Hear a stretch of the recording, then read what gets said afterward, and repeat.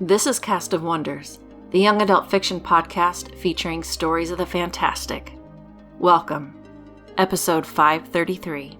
I'm Alicia Caparasso, assistant editor at Cast of Wonders and your host. Our story for today is The Time Traveler's Cookbook by Angela Liu, a Cast of Wonders original.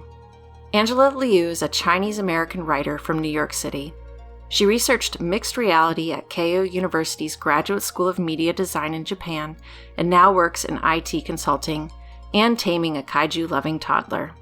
Her stories and poetry are published or forthcoming in Strange Horizons, Clarkesworld, The Dark, Maudlin House, and Fusion, Fragment, among others.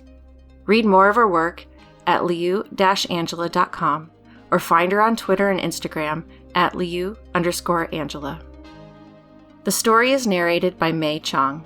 Mei Chong, at Mei Says on Twitter, is a queer Malaysian poet and speculative writer. Her work has previously been featured in Strange Horizons, Apparition Literary, Fantasy Magazine, and Uncanny Magazine. She enjoys cheese, dangly earrings, and being on both sides of the mic at spoken word gigs. And now, we've a tale to tell.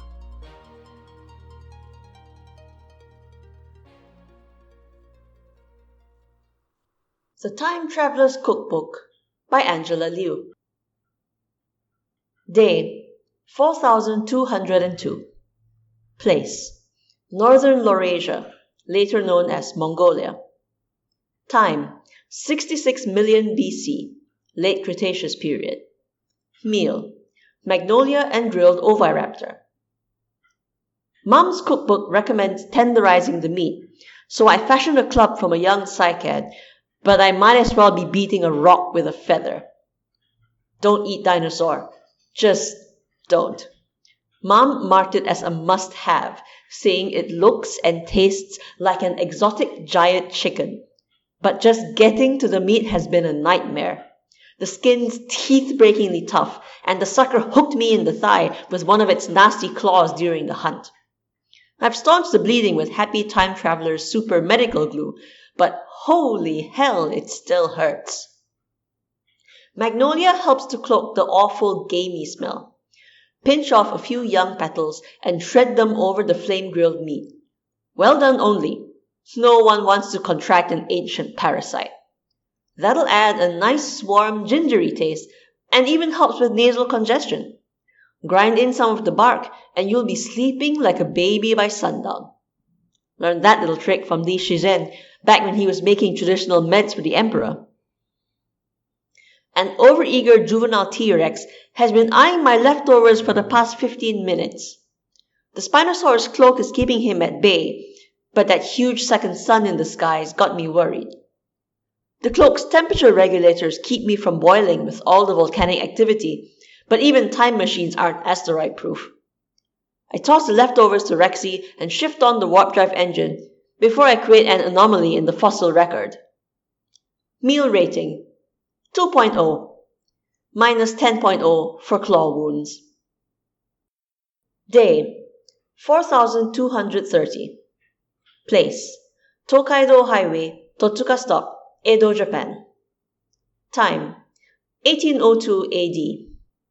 Meal: roadside soba noodles. The owner's got a badass scar over his left eye.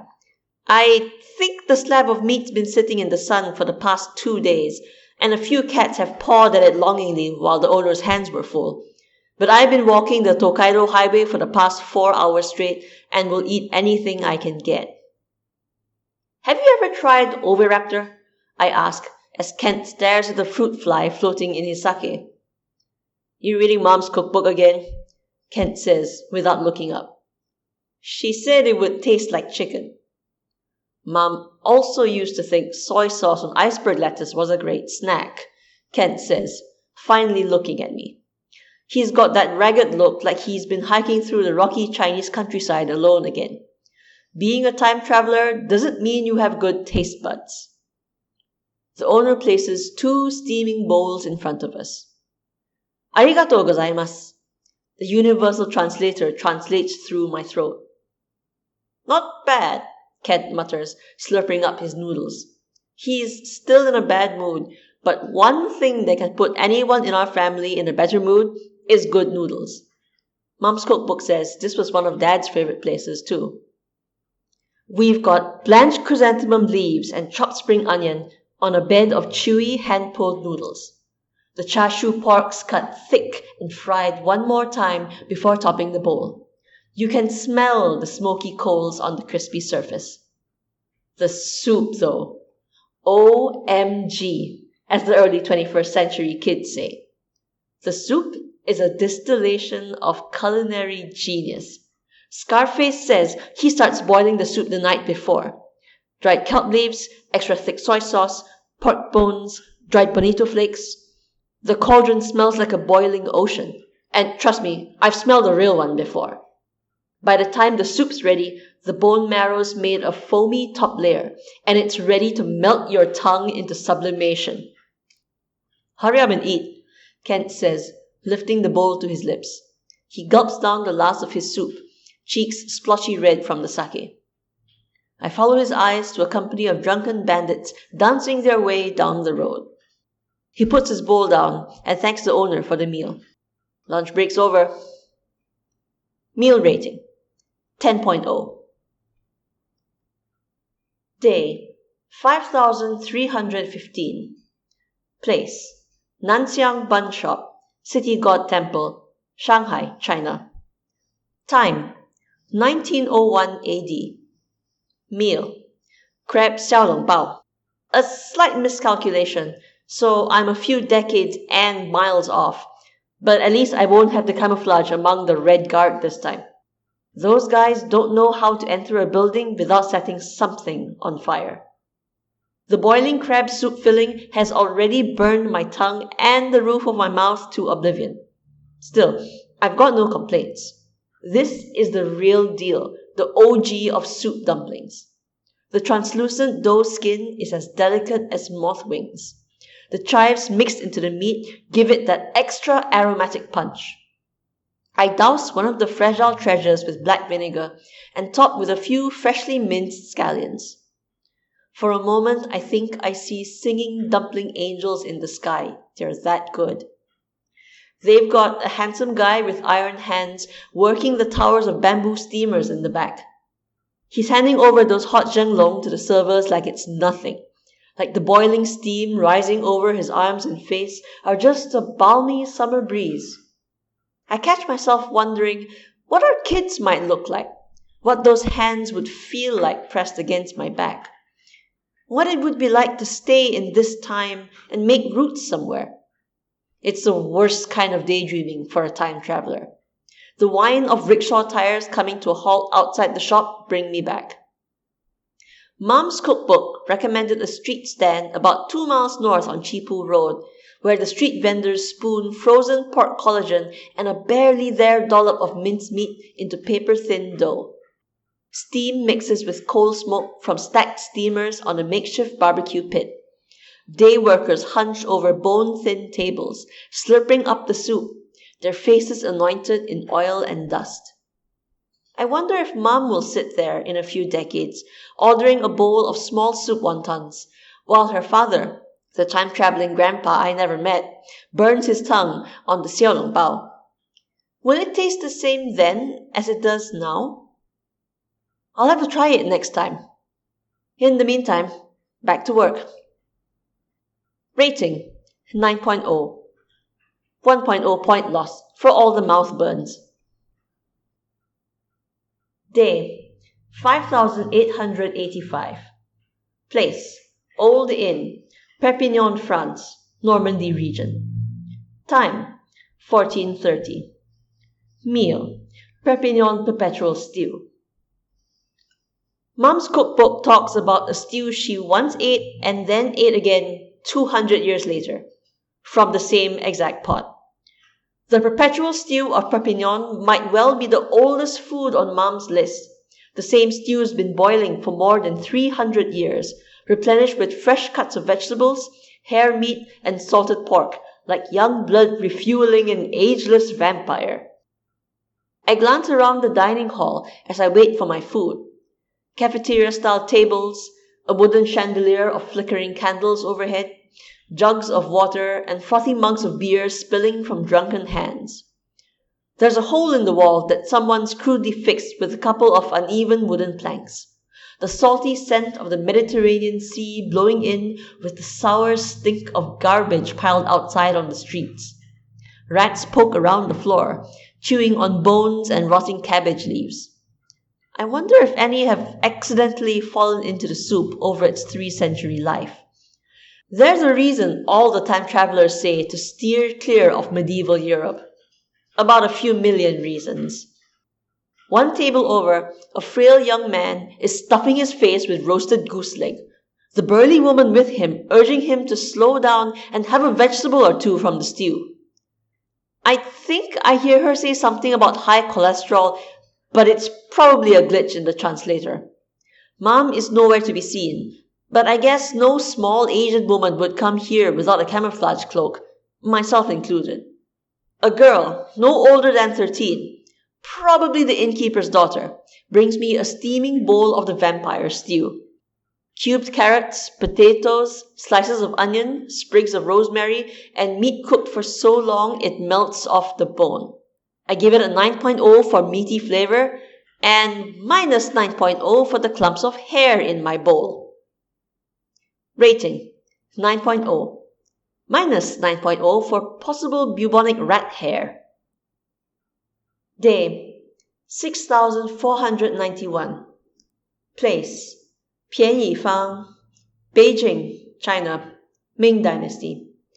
Time 1580 AD. Meal Peking duck. Mom's cookbook calls this place the Budget Imperial Peking duck experience. I'm not ready to break into the Forbidden City yet, even if I did get that expensive Ming Princess add-on with my camouflage cloak, so this will have to do for now. Pian Yifang's been around since the 1400s. The head chef's a little neurotic, but he's got a good eye for roasting. He gets the temperature of the menlu just right, brushes on the glaze, and turns the bird at the perfect time to get a good crispy skin. He breeds his own ducks on a plot of land just outside the city, claiming the snowy feathered birds have more flavorful flesh than their southern counterparts. The sous chef carves the duck with artisanal precision, the special knife in his hand like a conductor's baton. Crispy brown cuts of skin, the half-moon slices of meat with skin attached, the head and thigh strips. He slides the gristle and other unused parts into a metal tray with the backside of his knife, to be used for a soup later. A waiter brings over a steamer of thin pancakes, slices of leek and cucumber, crushed garlic, and sauce dishes filled with sugar. I peel off a hot pancake and lay the biggest skin slice in the center, topping with the vegetables, garlic, and sprinkling in the sugar. I wrap it, left, right, up, down, like origami, and take the first bite, hearing the crunch before the savory, sweet duck oil spreads across my tongue. Mom used to buy half-roasted duck from a small shop in Flushing every week until her doctor showed her the test results. A map of the white plaque clogging up her arteries and the tiny vessels in her brain. Even time travelers can get sick. But Mom was never good at self-control when it came to food. She'd still sneak in trips on her time machine to the original 1960s KFC when Dad was away for work. The oil was cleaner back then, she reasoned, more to herself than us. Halfway through lunch, a grandma comes in with the most beautiful silk dress on, snow-white hair piled into a globe atop her head, pinned up with 2 ornate fazan made of silver and jade. She tells me a young lady shouldn't be traveling on her own. It's the first time someone's seen through my camouflage cloak, so I'm too frazzled to notice the cucumbers and sauce falling out of the wrap onto my lap. She clicks her tongue and motions for the waiters to bring me a new kerchief. Food is a gift, don't waste it, she sighs, picking up a stray cucumber slice from my shirt and putting it back into my wrap. Mom was crazy about wasted food too. Still, the old lady's pretty cool. We share a pot of oolong tea while her posse down xiaojiu at a nearby table. She tells me how her granddaughter is getting married in a few days to a pottery maker who she doesn't approve of. No respect, she scoffs, motioning for the waiter to refill our teapot. I nod, the familiar phrase like needles in the back of my head. I guess some things about Chinese parents never change. Rating, 8.5. Too oily. Day, 7,515. Place, Domus Aurea, Rome, Italy. Time, 68 AD. Meal, ancient Roman banquet. We've been eating for at least 10 hours. After the 5th round of wine, I could have sworn the marble statues were laughing and dancing with us. Servers have brought in plates of everything from venison to parrot tongue. I've lost count of the number of dishes. Pepper-flaked wild boar, shellfish doused in lemon juice, towers of cakes and baked figs. We eat and recline on couches, recline and eat, repeat, repeat, repeat. Gorgeous women play flutes and lyres to accompany the sound of vomiting in the corridors. At some point, someone started washing my feet with lily-perfumed water. At the start of hour 12, someone starts screaming. A man is splayed on the floor. Nothing new. And he isn't breathing. New.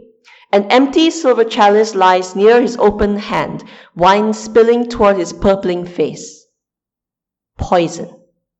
From his couch, Nero points at all the people near the body, like someone checking all the ingredients to bake a cake.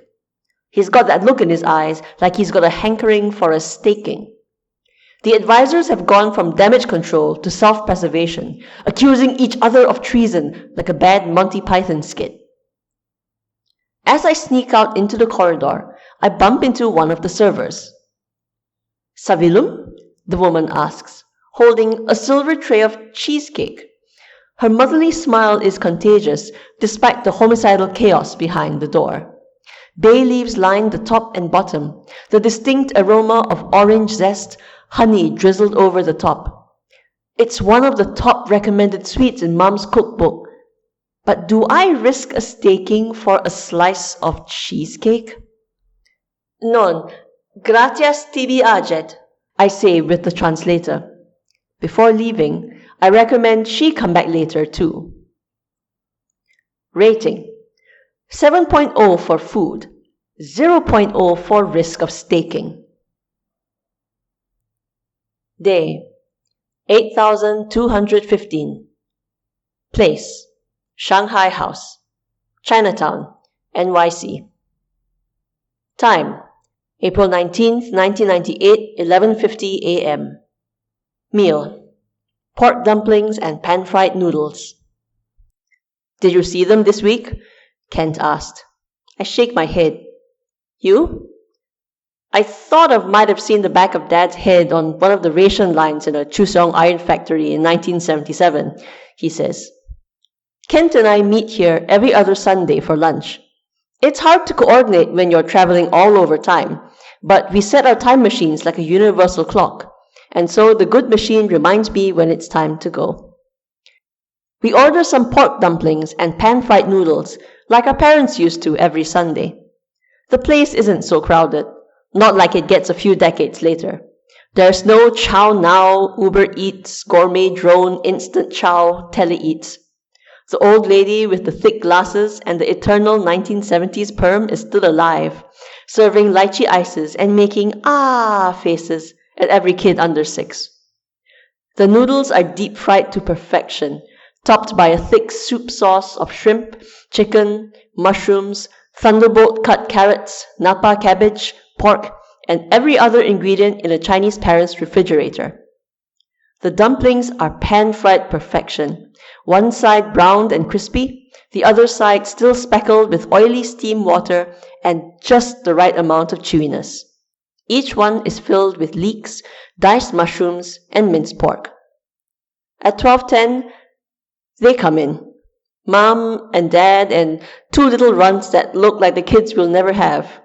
Kids are terrifying, no matter what time period you go to.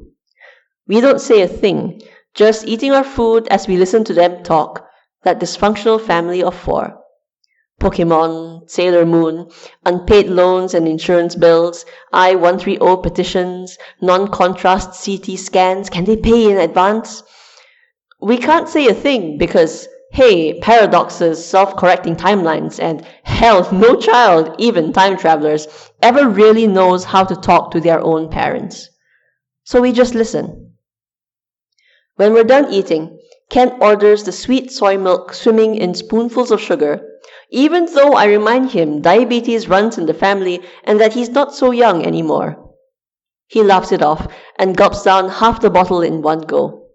2 tables over, Mom orders the same thing, laughing when Dad echoes my point. Every year we turn more into our parents, even though they will never change from this moment, because death is the final fixed point, the only place you can't just hop into a time machine and run away from, no matter how long you loop around it.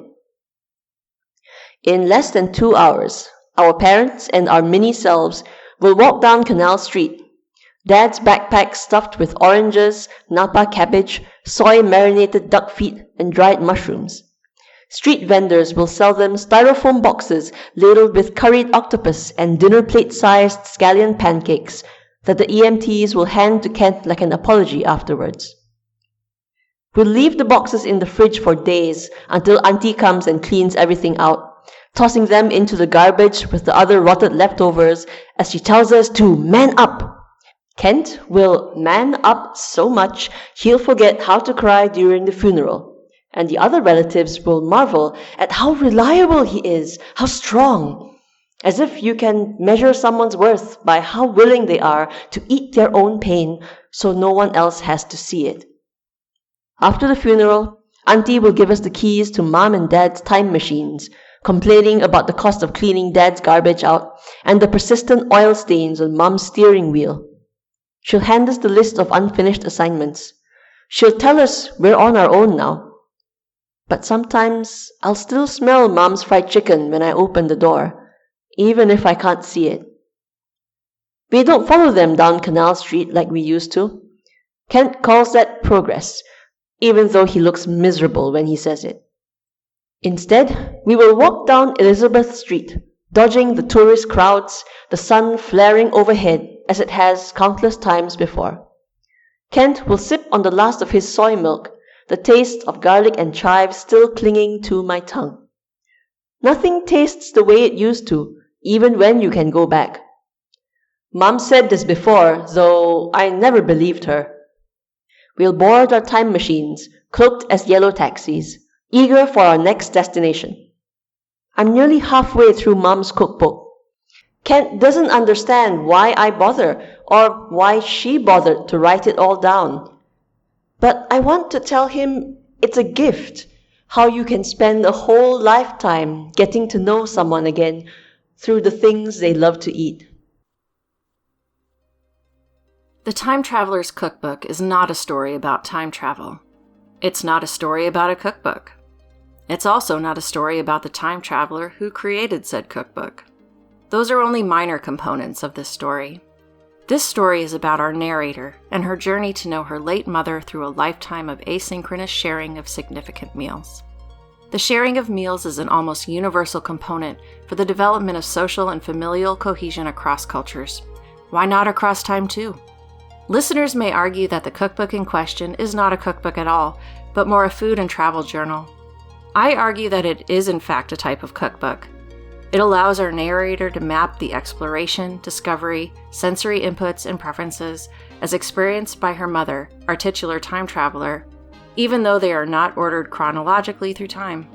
All these ingredients form the recipe that is her mother's life, and by recreating them, she can share that life and make those little modifications, apply her ratings, and transform it into her own.